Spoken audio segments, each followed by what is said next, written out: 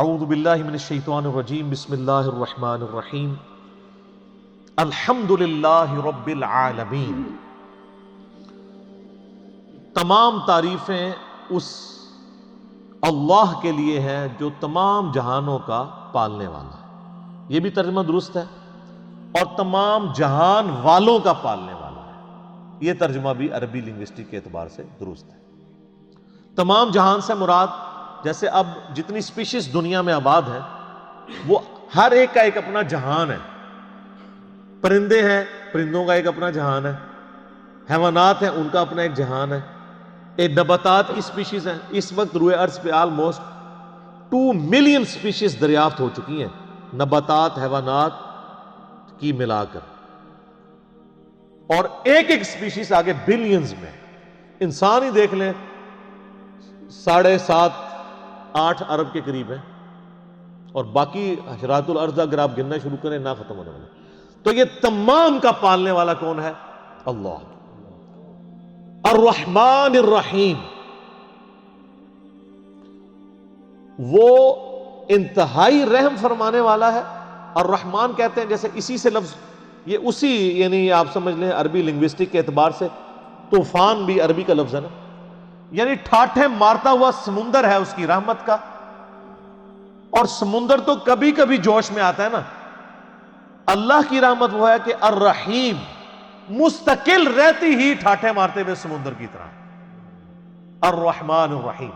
حتیٰ کہ بخاری و مسلم میں حدیث ہے، نبی علیہ السلام نے فرمایا اللہ تعالیٰ نے مخلوقات کی پیدائش سے پہلے اپنے پاس اپنے عرش پہ یہ عبارت لکھ لی تھی کہ میری رحمت میرے غضب پہ بھاری رہے گی۔ قرآن میں بھی ہے وَكَتَبَ عَلَى نَفْسِهِ الرَّحْمَةِ، کہ یہ اللہ نے اپنے اوپر خود لازم کر لیا کہ میں ہر حال میں رحم ہی کروں گا۔ رحم والا جو اللہ تعالیٰ کا پہلو ہے یہ ڈومیننٹ۔ سورہ فاتحہ جو ہے وہ ذہن میں رکھیے گا قرآن کی ماں ہے، ام الکتاب ہے، فاتحہ ہے، قرآن کھولنے والی چیز ہے۔ تو اس میں جو جو چیز آ رہی ہے نا اس کی جڑ پڑ رہی ہے نا، وہ پورا قرآن اسی جڑ سے پھر اگنے والا وہ بڑا تناور درخت ہے۔ ہر چیز کی جڑ سورہ فاتحہ میں۔ مالک یوم الدین، وہ مالک ہے قیامت کے دن کا۔ دنیا میں تو کئی بادشاہ ہیں، اس کی اجازت سے، اس کی مرضی سے نہیں، اجازت سے۔ اجازت یہ ہے کہ کھلی چھٹی ہے، مرضی نہیں کہ وہ غلط کام کرے۔ وہ بس اللہ نے 2 راہیں دکھا دی ہیں، انا ہدیناہ السبیل اما شاکرا و اما کفورا۔ ہدایت کا راستہ واضح کر دیا، چاہے تو شکر گزاری کی روش اختیار کرو، خواہ ناشکری کی۔ لیکن قیامت کے دن صرف اللہ ہی کا حکم چلے گا۔ دنیا والے جتنے احکامات ہیں کہ سب کی سب پاورز لوگوں کی طرف سے جو اللہ تعالیٰ نے دی ہیں وہ سلب کر لیجئے۔ لمن الملک اليوم للہ الواحد القہار، آج کس کی بادشاہت ہے؟ اس قہار کی جو سب پہ چھایا ہوا ہے۔ قہار کہتے ہیں سب پہ چھانے والا۔ تو قیامت کے دن کا مالک ہے۔ یہ ایک ایک آیت کے اوپر ایک ایک گھنٹہ بولا جا سکتا ہے، لیکن چونکہ ہم نے پورا قرآن کور کرنا ہے تو وہ اس میں 7 آیات آئیں گی کراس ریفرنس کے طور پر۔ ایاک نعبد و ایاک نستعین، تعریف کرنے کے بعد اے اللہ ان ساری چیزوں کے ہوتے ہوئے حق تو یہ ہے کہ عبادت بھی تیری ہوگی، دعا بھی تجھی سے کی جائے گی۔ اے اللہ ہم صرف تیری ہی عبادت کرتے ہیں اور کرتے رہیں گے، تجھی سے مدد مانگتے ہیں اور تجھی سے مانگتے رہیں گے، کیونکہ یہ مضارع کا صیغہ ہے جو کنٹینیوشن ہے۔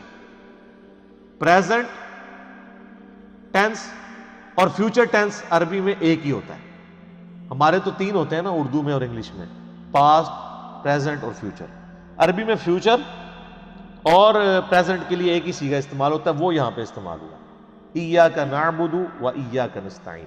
اور اگر اس کو دعائیہ بنائیں گے جس طرح کہ اعلیٰ حضرت نے ترجمہ کیا ہے، احمد بریلوی صاحب نے، انہوں نے بہت زبردست ترجمہ کیا۔ انہوں نے کہا اے اللہ ہم صرف تیری ہی عبادت کریں اور صرف تجھی سے مدد چاہیں۔ یہ علیحدہ بات ہے کہ وہ خود اور ان کے ماننے والے غیر اللہ سے بھی مانگتے رہے ہیں۔ ترجمہ ٹھیک کیا ہے، اس لیے میں کہتا ہوں قرآن میں کوئی چیز نہیں داخل ہو سکتی، قرآن کا ترجمہ فٹ ہے، آپ کسی کا اٹھا کے دیکھیں، ترجمہ سب نے ٹھیک کیا ہوا۔ اچھا عبادت میں تو دعا بھی شامل ہے.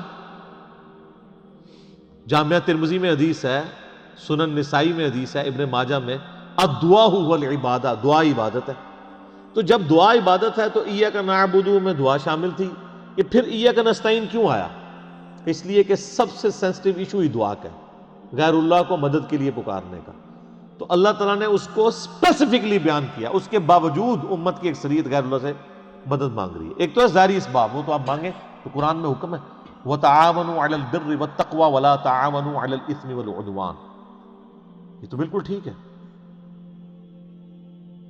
وہ ایک مفتی صاحب جو کیو ٹی وی پہ بیٹھے ہوئے ہیں لوگوں کے عقیدے خراب کرنے کے لیے، وہ کہتے ہیں جی اب پھر ہم امی سے روٹی نہ مانگے جا کے. بھائی امی سے روٹی وہ مانگتا ہے جس کی امی گھر موجود ہوتی ہے، جس کی امی قبرستان میں آرام فرما ہوتی ہے.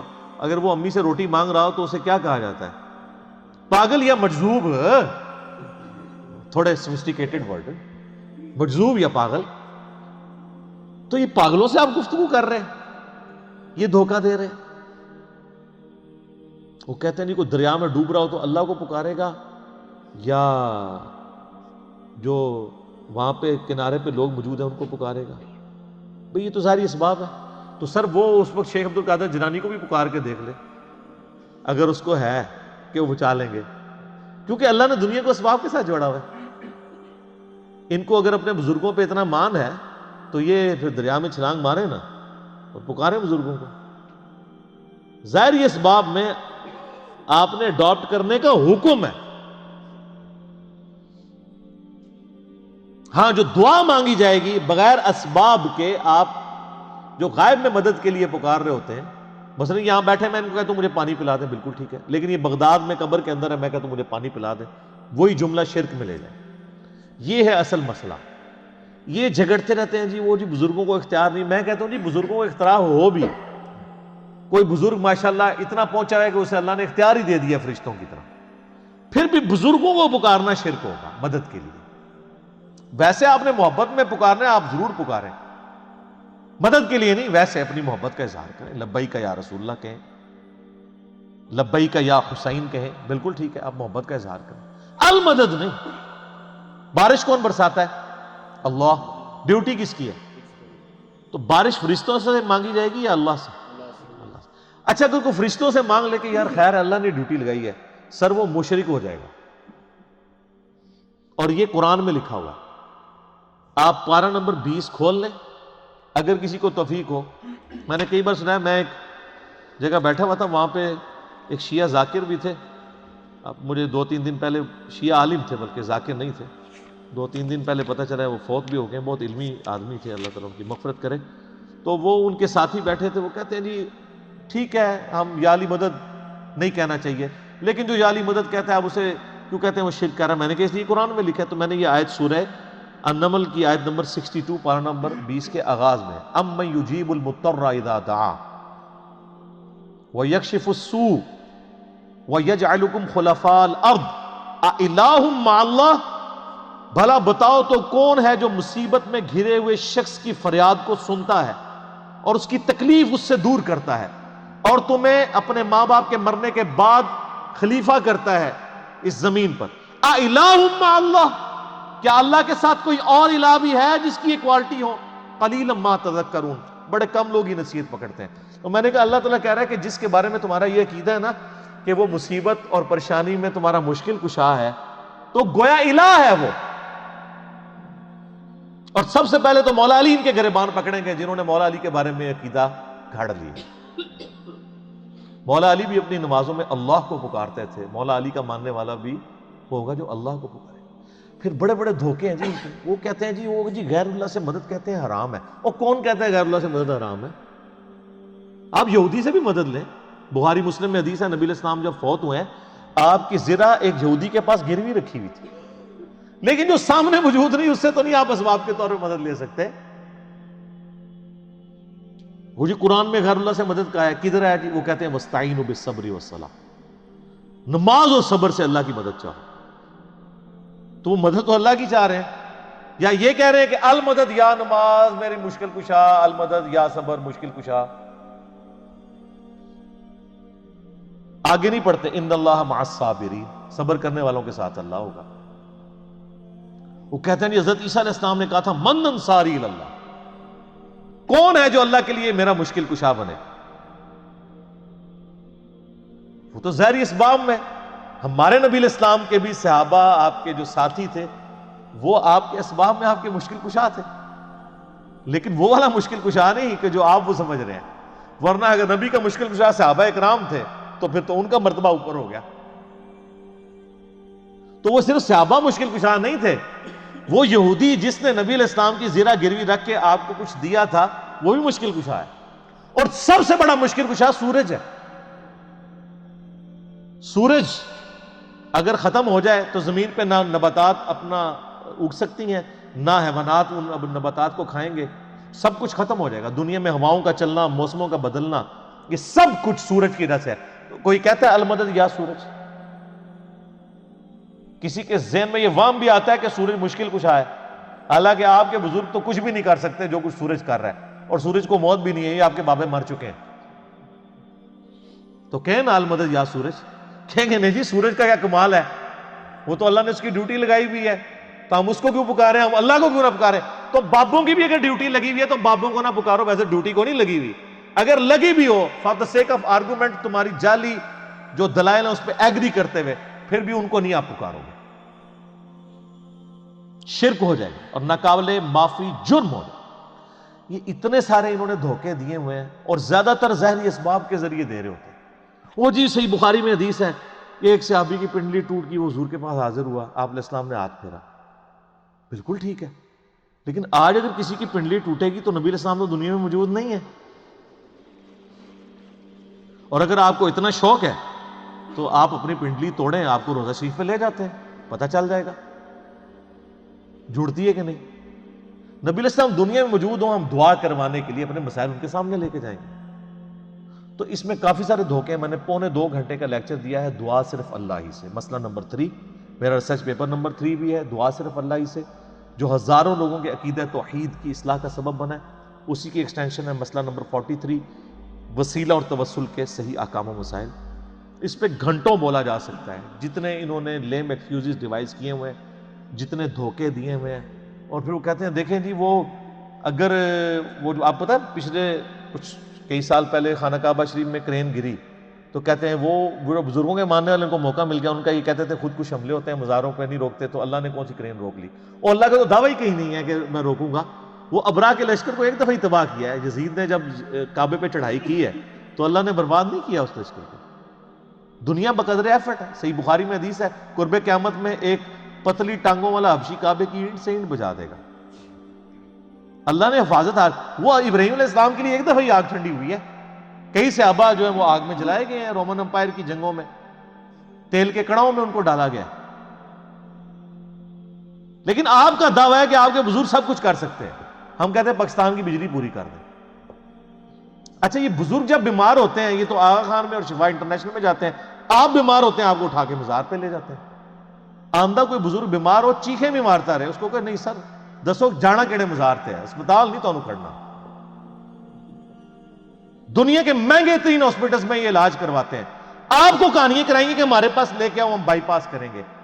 کوئی دنیا کا بزرگ جو ہے وہ مجھے ختنہ کر کے بتائے، بائی پاس تو بہت بڑی چیز ہے، بلیڈ مارے بغیر، کیونکہ بائی پاس تو بغیر بلیڈ کے کرتے ہیں نا، وہ سب جھوٹ فراڈ، اور صحیح ہو رہا ہے آپ کے ساتھ، کیونکہ آپ نے دین بین لوگوں کے حوالے کیا ہوا، تو دیکھیں پھر آپ کے ساتھ کیا کر رہے ہیں۔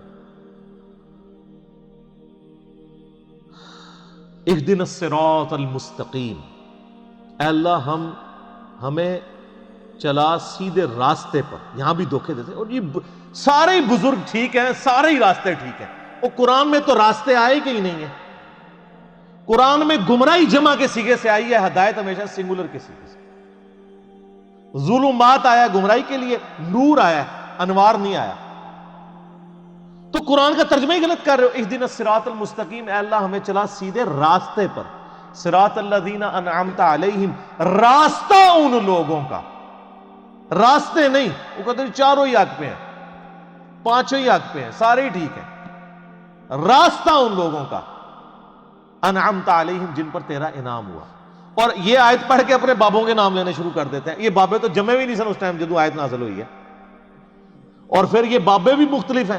بریلویوں کے انعمت علیہم جو ہیں وہ مغضوبی علیہم ہیں دیوبندیوں کے، اور دیوبندیوں کے انعمت علیہم جو ہیں بریلویوں کے مغضوبی علیہم ہیں، اور وہ ضالین بھی ہیں. تو بابوں کی کون سی آپ ہمیں ڈوز لگا رہے ہیں؟ کوئی بابے کا امن نہیں ہے. انعمت علیہم کون ہے؟ وہ سر سورہ النساء کی آیت نمبر 69 میں ہے، من النبیین والصدیقین والشہداء والصالحین. نبی ہیں، صدیقین ہیں، شہداء ہیں، صالحین ہیں. لیکن صالحین کون؟ ڈیفینیٹ تو صرف صحابہ اور اہل بیت ہے. اس کے بعد صرف ہماری اسیسمنٹس ہیں. اللہ کو پتہ ہے کیونکہ یہ وہی کا معاملہ. تو راستہ، اور وہ راستہ کس کا ہے؟ اچھا راستہ اللہ کی طرف سے کسے عطا ہوتا ہے؟ بابے کو یا پیغمبر کو؟ اللہ کے کھاتے میں تو بابا کوئی ہوتا ہی نہیں ہے، پیغمبر ہی ہوتے ہیں، باقی سب فالوور ہوتے ہیں. لیڈر ایک، یہاں تو ان کو انہوں نے لیڈر بنا دیا ہوا نا، یہ فالوور تھے. اور وہ سر مسند احمد میں صحیح سند سے حدیث ہے، مشکات کی آپ کو پہلی جلد میں ملے گی. نبی علیہ السلام نے زمین پہ ایک لکیر کھینچی، ارد گرد ٹیڑھی لکیریں کھینچی، اور آپ نے وہ سیدھی لکیر پر انگلی رکھ کے سورہ الانعام کی آیت پڑھی، وَأَنَّ هَذَا صِرَاطِي مُسْتَقِيمًا، اور یہ کہ یہ ہے سیدھا راستہ جو میرا ہے، جو بالکل سیدھا ہے، مستقیم ہے، اسی کی پیروی کرو، ادھر ادھر کے راستوں کی پیروی مت کرنا، وہ تمہیں بہکا دیں گے. یہ ہے وہ چیز جس کی اللہ تمہیں وصیت کرتا ہے. یہ آیت آپ علیہ السلام نے پڑھی اور اپنے راستے کو کہا یہ سیدھا راستہ ہے. تو سیدھا راستہ نبی علیہ السلام کا. ان نام یافتہ لوگوں کا راستہ نہیں ہے سیدھا، وہ تو بیچارے خود راستے پہ چل رہے ہیں. یہ کہتے ہیں ان کے پیچھے چلے، نہیں نہیں نہیں نہیں، ان کے پیچھے نہیں، اس راستے پہ چلنا ہے جس راستے پہ وہ چل رہے ہیں. ان کے پیچھے نہیں چلنا، نبی علیہ السلام کے پیچھے چلنا ہے. کیونکہ وہ تو پھر آپ خود ہی میں سناتے ہیں، شیخ عبد القادر جیلانی کے پاس شیطان آیا، اس نے کہا عبد القادر تیری ساری نمازیں معاف ہیں جی. تو کہنا جی عبد القادر جیلانی نے لا حول ولا قوت الا باللہ پڑھا اور کہا تو شیطان ہے. تو اس نے جاتے جاتے پھر وار کیا، اس نے کہا تجھے تیرے علم نے بچا لیا. تو نے کہا نہیں مجھے اللہ کے فضل نے بچایا. تو کہتے ہیں وہ ایک نورانی شکل میں آیا تھا، تو وہ کہنے لگا میں تیرا رب ہوں. اور پھر اس نے کہا کہ تیرے اس مقام پہ پہنچے ہوئے 70 غوث میں نے ورگلا دیے. تو ہم کہتے ہیں غوث تو آپ کہتے ہیں سب سے بڑا اونچا مرتبہ ہوتا ہے، وہ 70 غوث جس شیطان نے ورگلا دیے اس کو کیوں نہیں پیر مانتے؟ اور وہ جو 70 غوثوں کے ماننے والے لاکھوں مرید تھے، وہ تو کہہ رہے تھے ہمارے بزرگ ہمیں بخشوائیں گے. وہ بزرگ تو خود اللہ کے فضل سے دوزخ پہنچے ہوئے ہیں، وہ شیطان نے ورگلا دیا. تو تسی کتنے جاؤ گے؟ تو سر پیروں نو پھڑو جنہوں اللہ نے تہاڈا پیر بنایا. ما ضل صاحبکم وما غوا، تمہارے نبی نہ کبھی بہک کے ہیں نہ کبھی بیرا چلے ہیں، اس کو پیر مانو. سناتے خود ہیں اور انجینئرنگ پھر جب ہم کرتے ہیں ان کو سمجھ آتی ہے ہمارے ساتھ ہو کیا گیا. تو اس کا غوثوں کا تو اعتبار ہی کوئی نہیں، 70 غوث جو رگڑے گئے نے، تو باقی کا کیا اعتبار ہے؟ تو نبی علیہ السلام کو اپنا امام مانا. تو صراط الذین انعمت علیہم نبی علیہ السلام کا راستہ. اچھا بخاری مسلم میں ایک حدیث ہے، ایک صحابی حاضر خدمت میں، یا رسول اللہ قیامت کب آئے گی؟ فرمایا کو تیاری کی ہے؟ کہ یا رسول اللہ بس موٹے موٹے فرض ہی پورے کرتا ہوں، زیادہ کوئی باتیں نہیں میرے پاس. یعنی باتوں سے مراد یہ نہیں ہے کہ نماز ہی نہیں پڑھتا ہوں، یعنی نفلی باتیں نہیں ہیں، کوئی نفلی روزے نہیں رکھتا، بہت تہجدیں اشراقیں نہیں پڑھتا، موٹا موٹا جو فرض دین ہے اس پہ چلتا ہوں. البتہ میں اللہ اور اس کے رسول سے محبت کرتا ہوں. تو نبی علیہ السلام نے فرمایا پھر اللہ اور اس کے رسول تیرے ساتھ ہوں گے. انس بن مالک کے بخاری مسلم میں الفاظ ہیں کہ ہمیں اسلام لانے کے بعد پوری زندگی حضور کے کسی فرمان سے اتنی خوشی نہیں ہوئی جتنے اس فرمان سے ہوئی کہ جو اللہ اور اس کے محبوب سے محبت کرتا ہے اللہ اس کا محبوب اس کے ساتھ ہوگا. اور پھر انس بن مالک کے الفاظ ہیں بخاری کے اندر، اے اللہ میں رسول اللہ سے، ابو بکر سے، عمر سے محبت کرتا ہوں، گو میرے اعمال ان کے والے نہیں ہیں، لیکن پھر بھی تو قیامت والے دن مجھے ان کا ساتھ نصیب فرمانا. ہم بھی اللہ سے دعا کرتے ہیں کہ اللہ تعالیٰ قیامت الدن ہمیں نبی علیہ السلام، صحابہ کرام اور اہل بیت کا ساتھ نصیب فرمائے، آمین. تو یہ وہ لوگ ہیں انعمت علیہم. یہ انعمت علیہم پڑھ کے بابوں کے نام لینے شروع کر دیتے ہیں، فلانے علی سرکار، کاں علی سرکار، کتے علی سرکار، کوڑے علی سرکار، پتہ نہیں کیا کیا. یار میں کہتا ہوں جن کو بزرگ کلیم کر رہے ہیں ان سے نماز سنیں نا. یہ تجوید کے ساتھ نماز ترجمہ تو آتا ہی نہیں ہے، تجوید کے ساتھ نماز بھی نہیں آپ کو سنا سکتے. جس میں عین، حا، غین، قاف، ثا، سین، صاد، ذال اس کا فرق کر سکیں. یہ آپ شروع ہی کریں گے کہ نہیں یہ تو انہوں نہیں یاد آئے گا، اور پھر کلیم کر رہے ہیں کہ آپ کو رسول اللہ تک پہنچائیں گے جو خود نبی علیہ السلام سے کوسوں دور ہے. انعمت علیہم پھر کون ہوئے؟ ڈیفینیٹلی انبیاء اکرام، صحابہ اکرام اور اہل بیت. بس بعد میں آپ کی اور میری منہ شگافیاں ہیں. آپ کسی کو رحمت اللہ علیہ کہہ دیں، دوسرے لعنت اللہ علیہ کہہ دیں گے، وہ اپنی اپنی مرضی ہے، اس کی کوئی گارنٹی نہیں. صراط الذین انعمت علیہم غیر المغضوب علیہم ولا الضالین آمین. بچانا ان کے راستے سے کہ جن پر تیرا غضب ہوا اور جو گمراہ ہے. اور اس کے بعد بخاری مسلم میں الفاظ ہے کہ نبی علیہ السلام سورہ فاتحہ جب بھی پڑھتے تھے تو آمین کہتے تھے. آمین آہستہ آواز میں، اونچی آواز میں، یہ بھی اختلاف ہے. بعد امام ترمذی نے پوری بحث کی ہے جس میں انہوں نے یہی راجح قول اختیار کیا ہے کہ جو جہری نمازیں ہیں ان میں آمین اونچی کہی جائے گی، اور جو زور اثر کی نمازیں ہیں اس میں آمین آہستہ کہی جائے گی. بہرحال آمین کہنا سنت ہے. یہ آمین قرآن کا حصہ نہیں ہے، اسی لیے سورہ فاتحہ جب قرآن میں لکھی ہوتی ہے کبھی غور سے آپ نے دیکھا نہیں وہاں آمین نہیں لکھی ہوتی، کیونکہ وہ نماز یعنی نماز میں سنت ہے، قرآن کا حصہ نہیں ہے. اور بخاری مسلم کے الفاظ ہیں کہ اس وقت فرشتے بھی آمین کہتے ہیں، اور جب امام آمین کہتا ہے تو جس کی آمین فرشتوں کے ساتھ مل جائے اللہ تعالیٰ اس کی مغفرت فرما دیتا ہے. اسی لیے اس چیز کا اہتمام کیا جاتا ہے کہ آپ وَلَضَّالِّينَ سے پہلے پہلے شامل ہو جائیں. تو یہ غیر المغضوب علیہم وَلَضَّالِّينَ اس میں تعویل خاص کے اعتبار سے تو ظاہر ہے کہ جو نبی علیہ السلام کی امت سے پہلی امتیں جو گمراہ ہوئی ہیں جن پر اللہ کا غضب ہوا، وہ تو قرآن پھر ہمیں بتاتا ہے ضربت علیہم الذلہ والمسکنہ، یہودیوں کے بارے میں کہ اللہ تعالیٰ نے ان کو بندر اور خنزیر بنا دیا. کونوا قردۃ خاسئین، ان پر ذلت اور رسوائی اور غریب الوطنی مسلط کر دی، وہ آج تک مسلط ہے.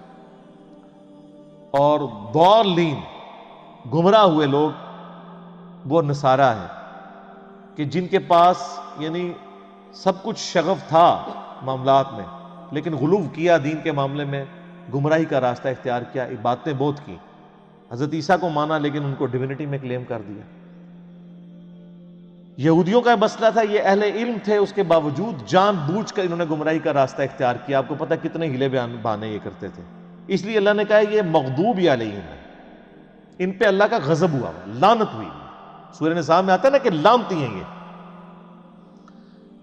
عیسائیوں کو اللہ نے لعنتی نہیں کہا اس سختی کے ساتھ، کیونکہ ان میں اکثر لوگ سیدھے سادے تھے، گمراہ ہو گئے. لیکن ہے گمراہ ہے، یہ نہیں کہ ان کا سیدھا پن ان کو بچا لے گا، ایسا نہیں ہے. لیکن بڑا جرم ہے کہ جان بوجھ کے ایسا کرے. تو غیر المغضوب علیہم جن پر اللہ کا غضب ہوا، وَلَضَّالِّينَ اور جو گمراہ ہوئے. یہ آخری آیت ہے. اچھا وہ بعض لوگ کہتے ہیں وہ جی ہر ایک کی جگہ آیت پڑھی یہاں آیت نہیں پڑھی. یہ آیات کے جو نشان بھی ہیں نا یہ بھی مطلب کوئی آپ پرانے مصحف اٹھائیں گے نا اگر کلمی ان میں نہیں تھے، یہ تو ڈویژن بعد کی ہے.